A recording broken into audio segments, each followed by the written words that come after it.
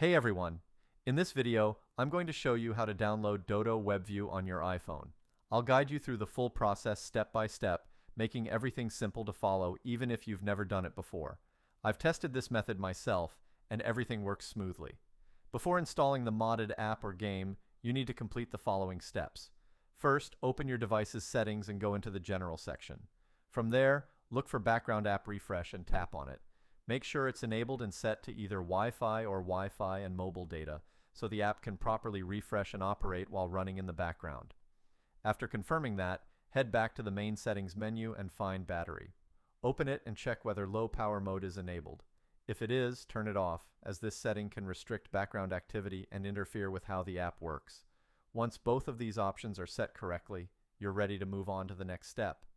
Now open your preferred browser and navigate to modfio.com. This website is known for offering a wide range of modded apps, games, and free codes.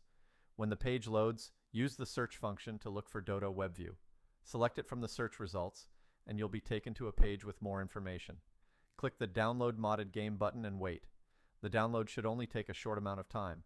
If this is your first time using the platform, you'll be asked to complete a quick verification step. You'll be redirected to a separate page where you need to install a few free apps from the App Store or Play Store. A step-by-step guide is shown on the screen, making the process very easy to follow. Once verification is complete, installation will be completed and the file will appear on your screen ready to use. That's everything you need to know. Thanks for staying until the end of the video. If this tutorial helped you out, don't forget to hit the like button and subscribe for more guides like this. If something didn't work or you have any questions, leave a comment below and I'll try to help as best as I can. Thanks again, and I'll see you in the next one.